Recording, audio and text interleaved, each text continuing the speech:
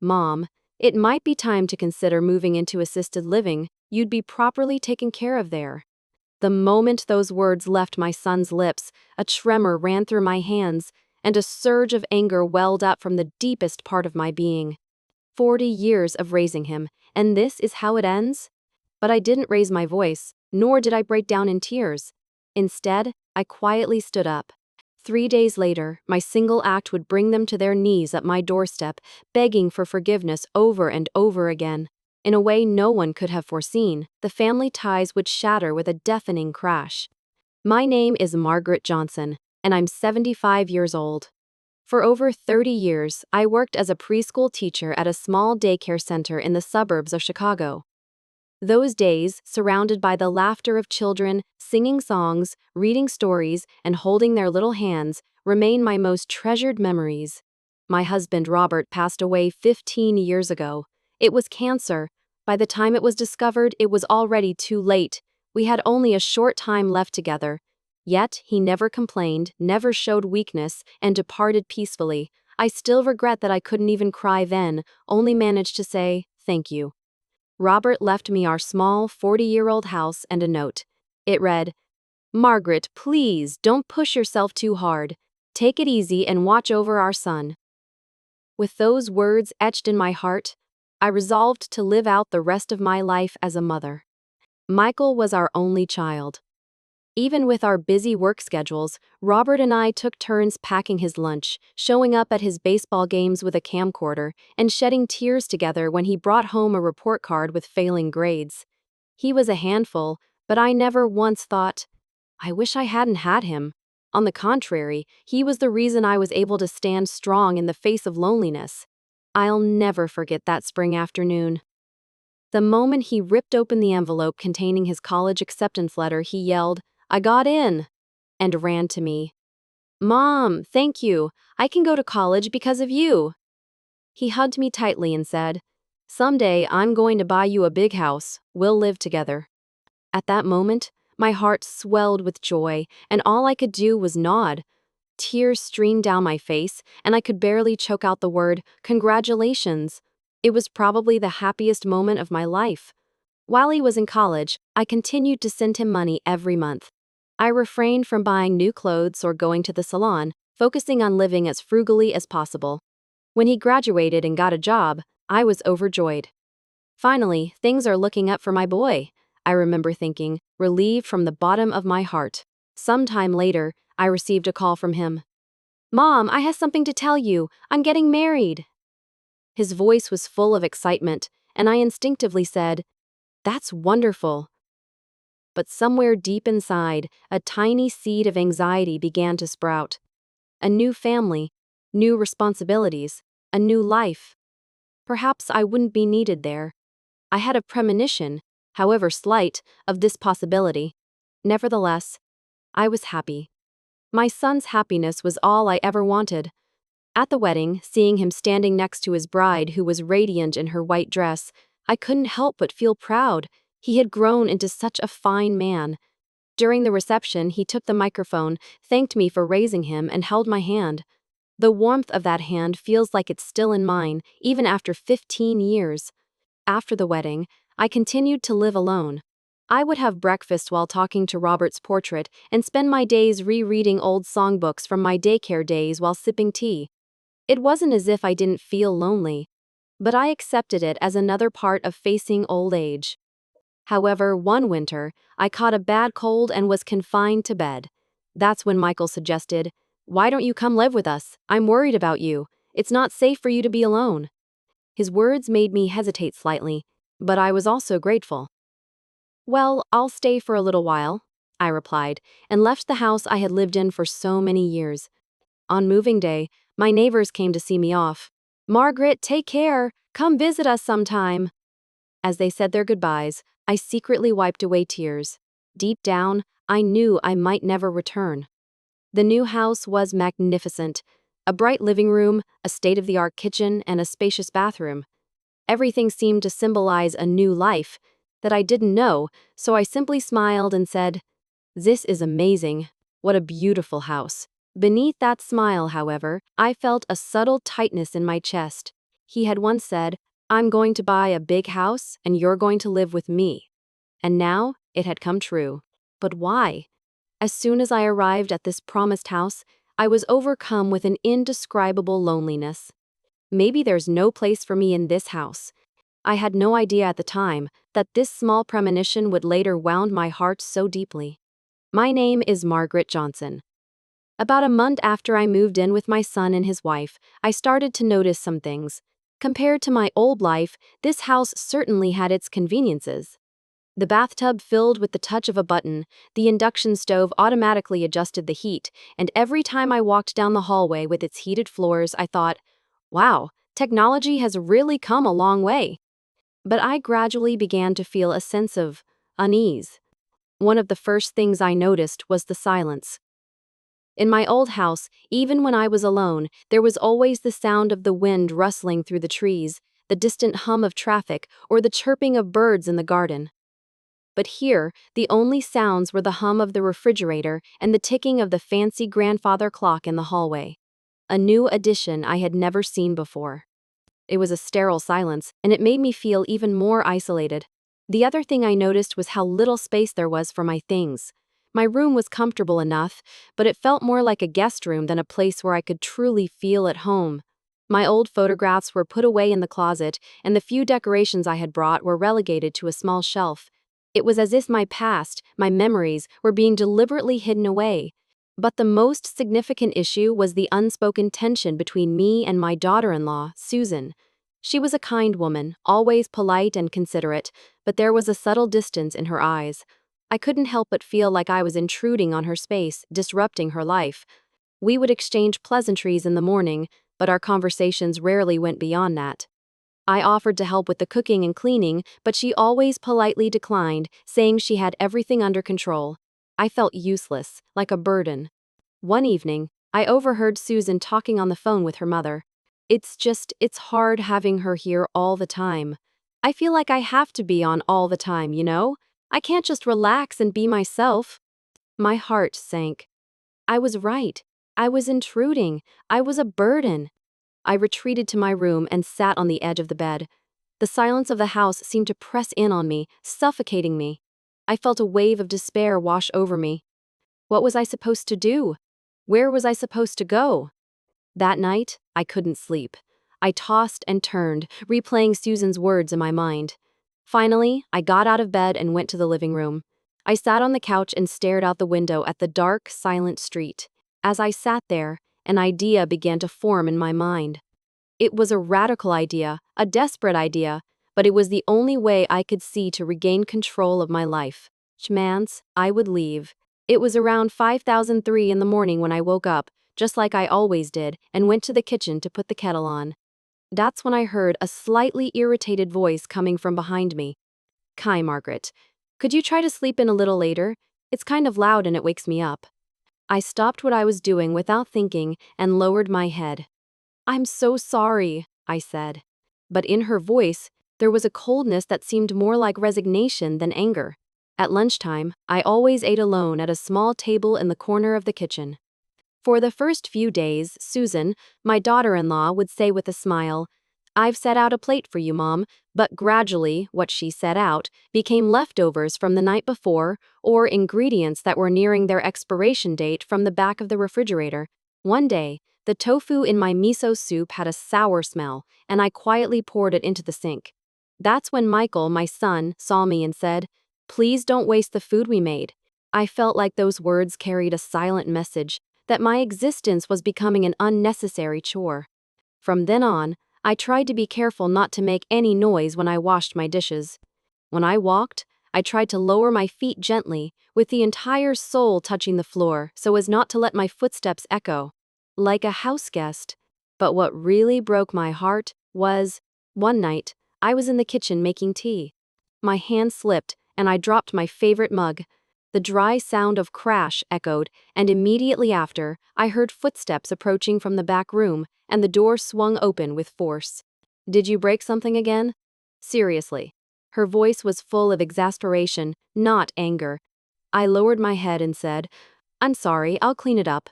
Then, from next to her, as if she had been waiting for it, another voice chimed in. I told you, this cohabitation thing just isn't working. It makes me so nervous when things keep breaking around here. Don't you think we should really start considering it? Assisted living, maybe. At that moment, my mind went blank. Assisted living? Oh, I see. Maybe there was no place for me in this house from the beginning. As I thought that, I didn't even notice that the broken pieces in my hand had cut my finger, and I just stood there, stunned. A few days later, I was hanging laundry when I faintly heard voices from a phone call in the living room.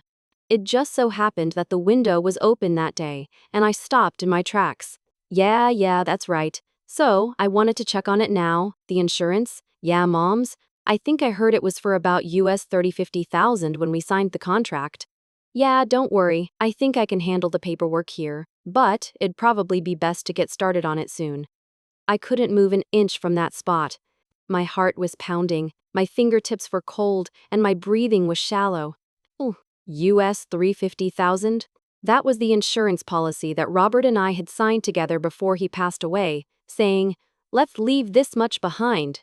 It was with the hope that it could be used for our son's future after I died. And now, it was being checked on and whispered that it would be best to get started on it soon in my ear while I was still alive. I quietly took in the laundry. Without saying anything, without asking anything, I just silently returned to my room. That night, as I closed my eyes in bed, I remembered Robert's memorial photo. Robert? Was I wrong? I asked myself over and over in my heart, but there was no answer. I came to this house to spend time with my family, but maybe now I'm only seen as an asset. The next morning, I stood in front of the mirror and stared intently at my own face. What was reflected there was not the person who used to laugh with children in the daycare, but an old woman who had wandered in search of a place to belong. Maybe it's okay for me to go home now. Suddenly, that thought crossed my mind. But I didn't have a home to return to anymore. I had rented out that small house to someone, and it wasn't a place I could go back to now. I realized for the first time that I had nowhere to belong. And that realization, quietly but surely, changed something inside me. My name is Margaret Johnson. That night is still a deep, indelible memory for me, one that I still relive in my dreams. It was a cold winter day. I had felt tired and a little heavy-headed since the afternoon, but I didn't want to cause any trouble, so I forced myself to take a bath. Perhaps it was because I had lived a long life, but I knew when I was approaching my limit. As I soaked in the tub, I thought, I'll go to bed a little early today. However, slipping was just a momentary thing. My foot caught on the wet tile, and when I fell backward, I couldn't make a sound at all. I didn't hit my head hard, but a sharp pain ran through my lower back, and I couldn't move my body as I wanted. Ouch! Marches. When I squeezed out that faint voice, I finally remembered the word help. Help. Someone. Then, a few seconds later, the bathroom door opened, and my son, Michael, was standing there. But on his face, there was no surprise or worry, just a troubled expression. "What are you doing at this hour? Are you okay?" "I mean, Mom, isn't this a sign that you're not safe here anymore?" I felt like my heart had been cut with a knife when I heard those words. He didn't rush to my side. Instead, he stood there, sighed deeply, and said, "You know, like I've said before, our house has stairs and the bathtub is slippery. It's just not a good fit for you, Mom. Assisted living facilities have professionals who can take care of you properly, and they're safe. I think it would be easier for you too." At those words, my eyes widened involuntarily. Assisted living? I wanted to pretend I hadn't heard. I wanted to believe it was a misunderstanding. But then, the other voice, coming from deeper inside the house, spoke as if to deliver the final blow. "That's right, Mom. I've been thinking the same thing. Lately, it's hard to even have a conversation with you. Maybe being around people your own age would lift your spirits, right? Plus, I'm so busy with work, I worry about not being able to help if something happens, don't you think?" I just sat there on the cold floor, listening to their words. My fingers were trembling, not from the cold, but because my heart was shaking, deep down to its core. "So, I'm just in the way then?" I meant to say it out loud, but my voice was hoarse, and they barely seemed to hear me. I was remembering things. the time he had a bad cold and I stayed up all night putting cool cloths on his forehead. That winter when he was so stressed about college applications and I sat with him, studying, making his favorite meatloaf, kneading the ground beef so hard I developed tendinitis. I did it all willingly, because that's what I thought it meant to be a mother. And now, that everything I was is being dismissed with a single sentence. Assisted living would be better. This house just isn't right for mom anymore. I didn't want to cry right there. So, I slowly stood up, used the wall to steady myself, and left the bathroom without a word. Back in my room, I towel dried my wet hair as I looked at myself in the mirror. Is this the face of someone in the way? The wrinkles have deepened, my skin is dull, and I don't have the same elasticity I used to. But every one of those wrinkles tells a story. The days spent with Robert, raising Michael, the smiles of the children I taught. All of that is in the mirror, right now. And that's the me they don't want anymore. The moment I realized that, I felt something inside me snap quietly. I went back to the bedroom, got into bed, but couldn't fall asleep. I just stared at the ceiling, talking to Robert's memorial portrait in my mind. Honey, are you listening? Did I do a good job as a mother? Did I protect the life you left me properly? The more I asked, a thought bubbled up from the depths of my heart. I'm leaving this place? I swallowed those words and slowly closed my eyes. Sleep didn't come, but I didn't feel lost anymore. I'm not just some nuisance.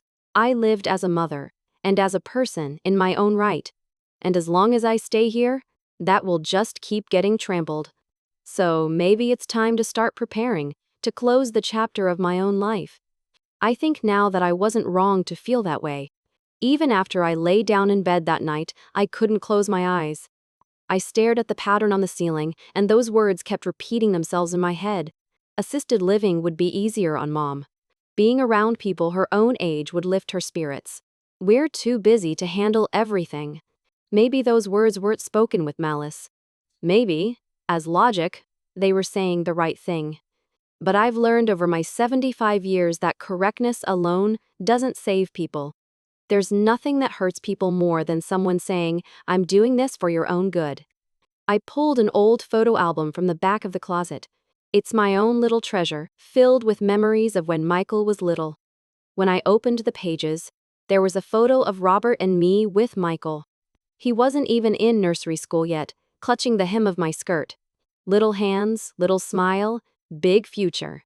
I realized, once again, that I had lived to protect it all. In another photo, Michael had fallen during a field day and was covered in mud, crying in my arms. As I wiped away his tears, I kept saying, it's okay, Mom's here."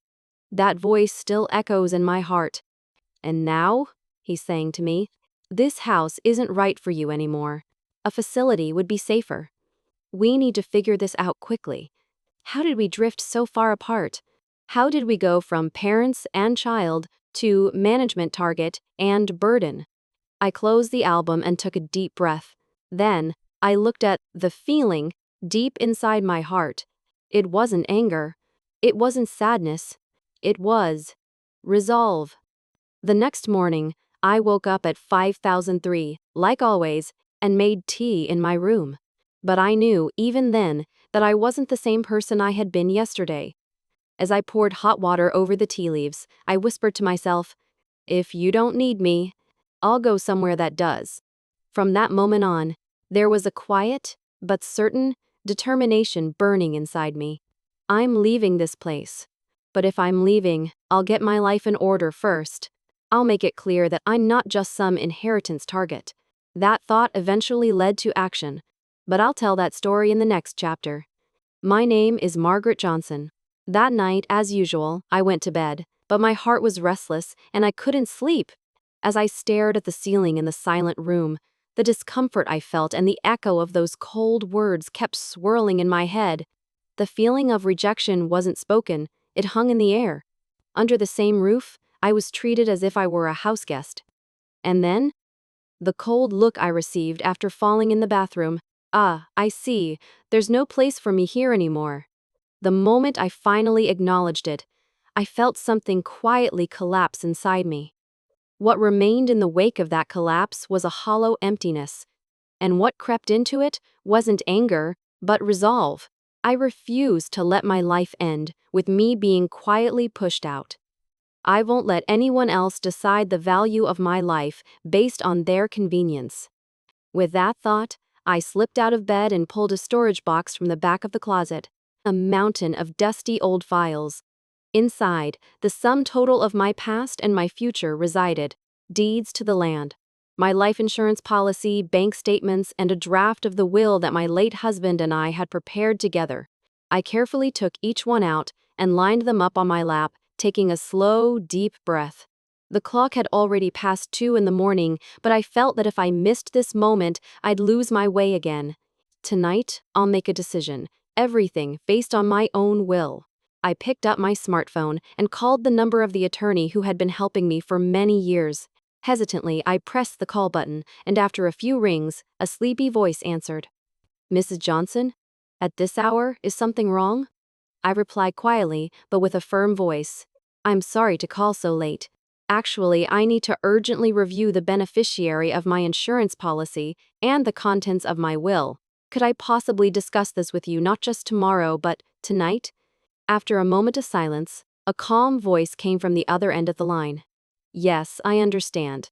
I'll start organizing what I can online right now. Please prepare the necessary documents. We'll proceed while reviewing the contents." And so, I began working with the attorney in my study late at night. First, changing the beneficiary of my life insurance policy. I deleted the field that previously stated family and newly entered the name of a child support organization. It was a reliable nonprofit that I had been supporting quietly for a long time, ever since my days as a preschool teacher.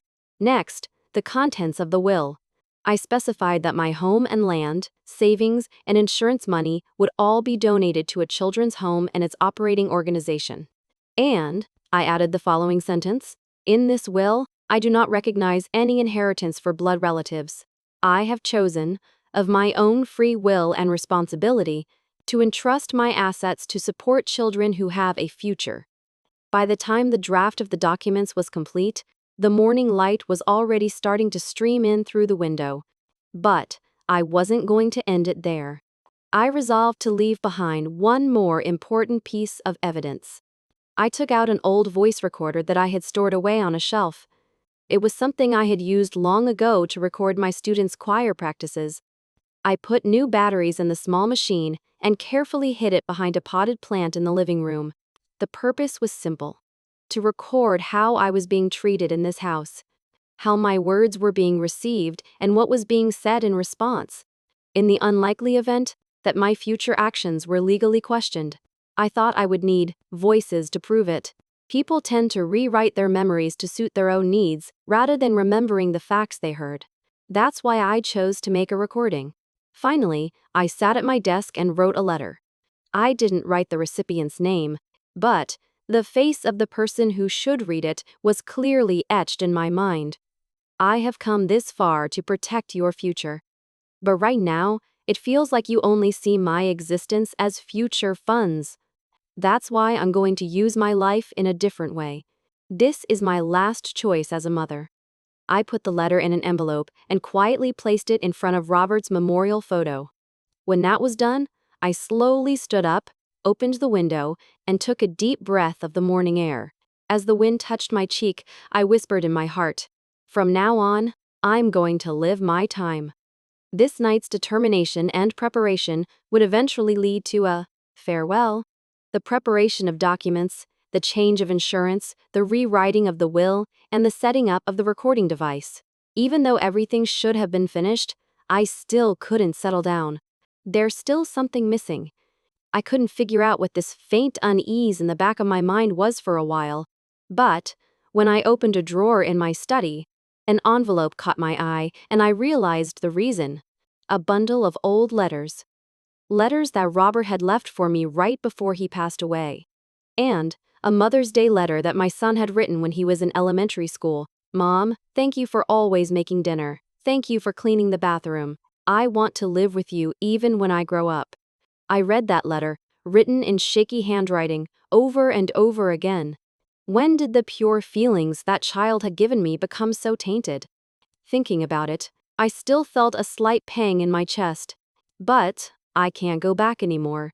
I've learned firsthand over the past few months that the desire to return to those days doesn't apply to the current reality. So, I decided to make one more preparation: preparing a memorial photo. I thought I'd put my own next to my husband's memorial photo in the prayer room. A smiling photo that I had once used for my preschool employee ID was still in an album. I took it out, put it in an envelope, and wrote, "Please use for memorial photo" on it. I wonder if this will leave a bit of an outline of me as a person. As I thought that, I put the envelope in the prayer room drawer. Next, I opened my household budget notebook. I had been writing it not to show anyone, but just as a record of my life. It included expenses for food, medicine, utilities, and records of the Japanese sweets and small potted plants that I sometimes bought as rewards for myself. I wrote in that last page, June 2024. With this day, my record in this house comes to an end. Thank you. Even though I was treated coldly, I certainly lived in this house. When I quietly set down my pen, I finally felt the unease inside me subside. People, I think, when they lose their place, look for what they can leave behind, not things. It is memory and will. I don't know if anyone will read this record after I'm gone, but at least I am preparing, step by step, to end my life without being manipulated by anyone, or so I realized. As dawn approached, I glanced at the calendar. Next week is my son's birthday. There was a time when I baked a cake, arranged rice balls, decorated the room, and celebrated. Now, it's just a string of numbers that no one says thank you for. I quietly put an X on that date on the calendar, and I added in small letters, my restart day. At that moment, I finally felt truly free from the bottom of my heart. My name is Margaret Johnson. That day, I stood quietly in the early morning kitchen, preparing my last meal for myself. I cooked just 1 cup of white rice, and I ladled out the shredded dried radish that I had cooked the night before, along with some miso soup. As I stared at the steam rising from the miso soup, the following thought suddenly crossed my mind. This might be the last breakfast I have in this house. The voice that muttered those words sounded like a stranger even to my own ears. 3 days have passed since that night. All preparations are complete. Legal procedures, transfer of assets, and mental preparation as well. All that's left is to quietly leave. I carefully aligned my chopsticks, wiped the rice bowl, and cleaned up the dishes I used.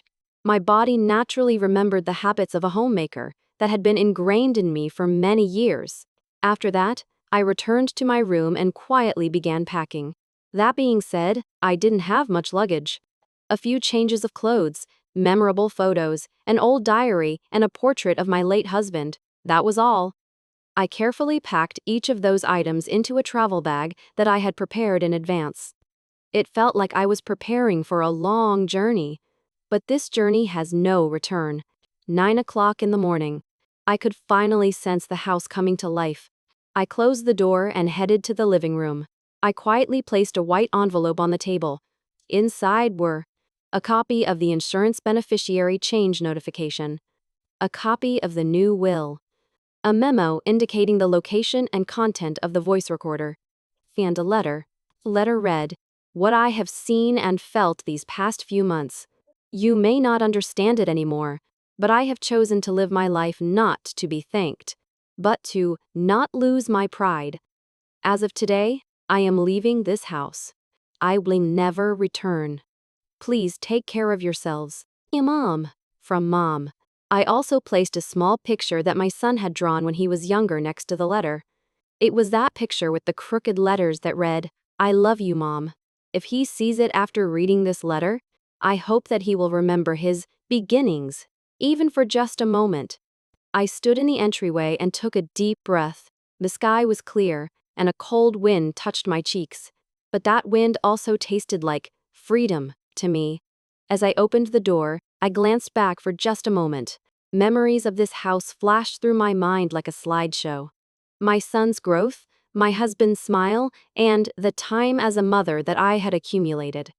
Feeling a slight sadness that all of those things would become the past, I quietly, but firmly, closed that door. And in a small voice, I murmured, "Thank you, but goodbye." I called a taxi and headed to a nearby facility. It was a senior living facility affiliated with a child support center that I had been donating to for some time. It wasn't a full-fledged nursing home, but a place for communal living, where everyone could live in their own way. What I was looking for was precisely that kind of space.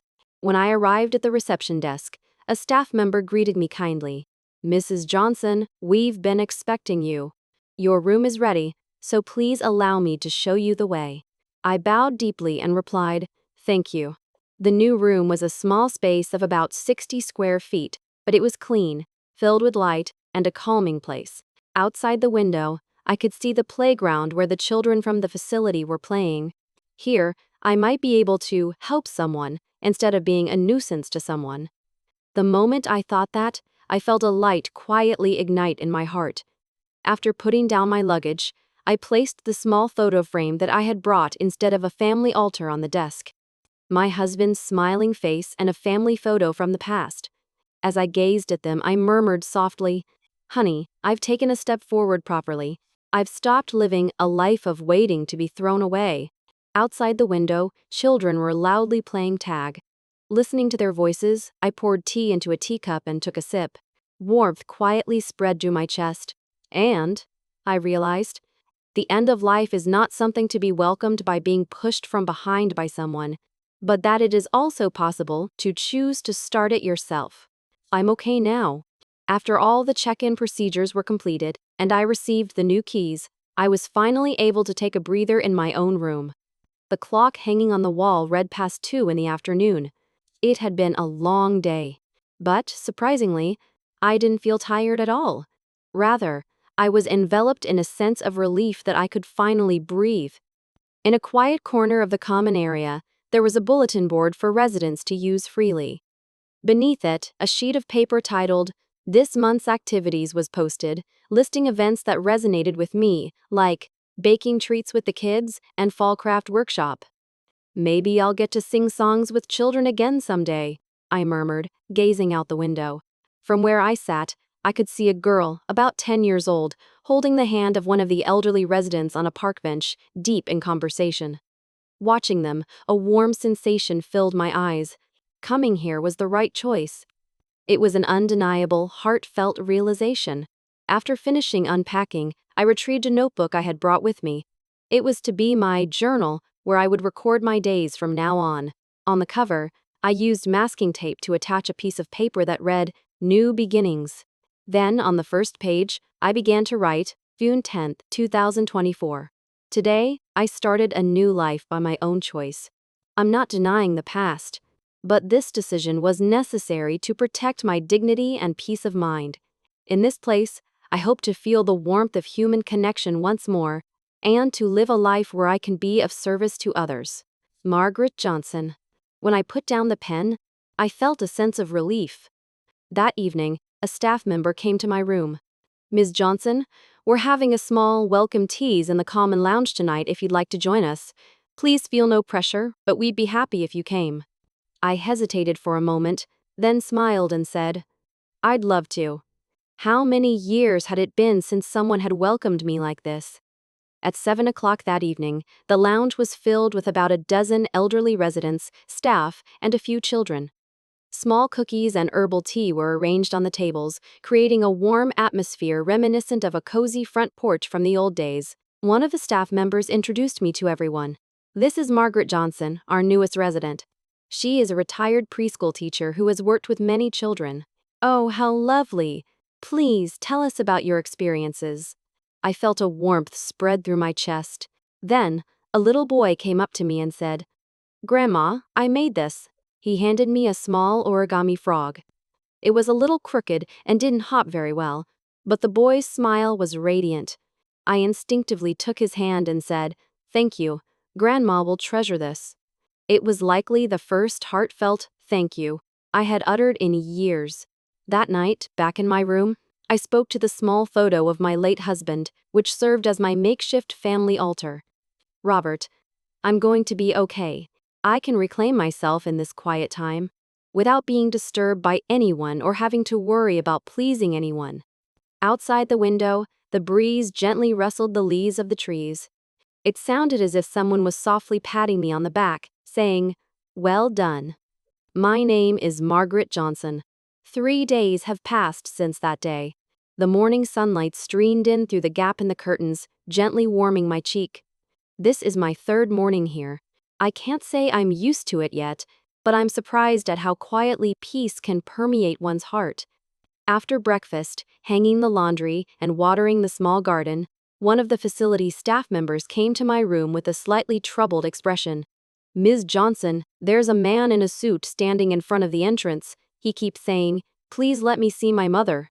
The moment I heard those words, I felt a chill run through my core. I knew this would happen someday. But my reply was calm. "Please tell that person that I am unavailable to meet today. Thank you for your consideration." The staff member looked surprised but nodded after seeing my gaze, and didn't ask any further questions. That was for the best. After a while, I could hear faint, rough sobs coming from far away. "Oh, Mom, please, come out, Mom. Mom, I'm sorry, I'm so sorry." It was Michael's voice. For just a moment, I saw a trace of the boy who had once told me, "I'm going to buy a big house and we'll live together." The boy with the innocent smile. But even hearing that voice, I didn't get up. It's too late now. If those same words had been spoken 10 years ago, or even 5 years ago, or even just 3 months ago, I might have embraced him and cried. But now, those words are just sounds that don't reach me. That afternoon, a sealed letter arrived for me. It was from the law firm I had hired. Inside were the officially issued confirmation of completion of donation of assets and the certificate of completion of change of insurance beneficiary, as well as a copy of the notice sent to my son. It read, "Dear Mr. Michael Johnson, we hope this letter finds you well. We are writing to inform you that, based on the instructions of Ms. Margaret Johnson, the following assets have been officially donated and transferred. Property located in the suburbs of Chicago, house, checking account, total balance, life insurance policy, valued at approx. US 350,000, beneficiary changed. As a result, there are no remaining assets legally subject to inheritance. Please note that any objections to this matter are not legally permissible. Sincerely." I read the notice and quietly whispered to myself, "It's finally all over." The next day, a small envelope arrived in the facility's mailbox. Inside, there was only a USB drive. There was no sender's name on it. But I immediately understood. She had listened. The recording I had set up beforehand. All the words they had said to me. "Mom, it might be time to consider moving into assisted living. You'd be properly taken care of there. We should probably check on the insurance policy. Honestly, it would be easier for us if you moved into a facility." All of those casual conversations. And she had taken it all in. I didn't open the USB drive. The contents were already all in my memory, but the fact that she had sent it back to me, that was enough for me. Regret, realization. But it was too late. Life can be so ironic at times. I deeply realized once again. That night, I sat at my desk and opened my journal. As I carefully wrote down the events of the day, somewhere in my heart, I thought this: if this girl realized how to be human through my existence, then my life would have had meaning, wouldn't it? I may not be able to forgive, but I don't hate them either. I am simply quietly distancing myself and quietly bringing my life to a close. The next morning, I found a bouquet of white flowers placed by the front door. The sender's name wasn't written, but the flowers were baby's breath, which I used to love to buy. I picked them up and put them in a glass cup filled with water. And next to it, I added a small piece of paper. "Thank you. But I am enough now." The flowers are still quietly blooming by the window in my room. My name is Margaret Johnson. It's been a month since I left that house. I wake up to the chirping of birds in the morning and I spend my days gardening in the facility's garden. Life here is neither glamorous nor exciting, but it is filled with a calmness that gently unravels the depths of my heart. The time I spend slowly sipping tea that I brewed myself. The moment I see the steam rising from freshly cooked rice and think, I'm safe today. It is in these small things that myself that I had once lost is quietly breathing. That day, I refused to see my son. I felt him calling my name in tears through the window, but I didn't open the door, because I thought that if I opened it, I would be drawn back to the old me again. The me who endures, the me who reads the room, the me who silently puts up with things. I can't go back to being that person anymore. Being a person before being a mother. That was the choice I made to protect that. One day, I noticed a volunteer recruitment poster inside the facility. Volunteers needed to play games and read stories to children. Without hesitation, I tore off the paper and wrote my name in the application column. The following week, when I faced several children in a small meeting room, for the first time in a long time, I felt my voice was alive. Okay, today I'm going to read the picture book, The Enormous Turnip. When I said that, the children came closer with shining eyes. As I turned the pages, my mind went back to my old preschool classroom. A child crying, a child laughing so hard they rolled around, a child secretly holding my hand. Ah, I really was. Maybe I was born to live in this warmth. On the way home that day, one of the boys said this. Grandma's voice was so soft and nice. I couldn't help but laugh. Thank you. Your smile was even nicer, I said. In this way, I gradually began to regain the days of exchanging hearts with someone. When I returned to my room, the baby's breath by the window was slowly changing color. The white bouquet that someone had silently left that day. I changed the water every day and looked at the flowers as if I were talking to them. They didn't wither, and they stood there as if thoughts were dwelling in them. Maybe she sent them, but I don't want to find out. I believe that thoughts should be felt rather than spoken. One night, I had a dream. It was a scene of my younger self, my husband, and my young son sitting around the dining table. I was smiling in my apron. My husband was sipping miso soup with the newspaper next to him. My son was stuffing his mouth full of freshly cooked rice and shouting, "Delicious!"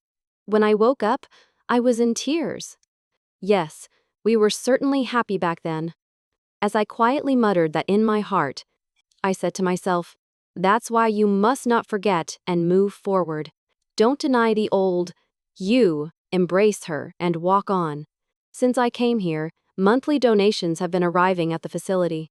The name of the sender, who is anonymous, seems to be kept secret from the staff. But somewhere, I feel like I know who it is. Like that's enough. If she has become able to choose to show action instead of apology, then it's proof that I didn't leave nothing behind. Recently, other residents have been saying to me, "Margaret, your voice is so calming." I simply smile gently, as I always have, and reply, "Then that means I'm still useful to someone, right?" And then, at night, as I sip tea from my teacup, I think, I have stopped wishing for someone to love me. Instead, I want to keep the power to love someone until the very end. People tend to regret what leaves them. But what is truly important is, how much can you give your heart to the person in front of you right now? To you, watching this video, may I ask you just one thing? What do you think the parent or family by your side is thinking as they look at you right now? If that person were to disappear tomorrow, what would you regret the most? I wish I had talked more. I wish I had said thank you. I wish I had just told them, thank you for being here. Each of those things is something you can do today. Not tomorrow, but right now, in this moment, please try to tell them. Family isn't always guaranteed to be there. That's why I want you to cherish them while they are still here, not after they're gone. My name is Margaret Johnson. I'm 75 years old. I've lost many things, but I've found a place where I can smile quietly like this. This is the beginning of my new life. Thank you.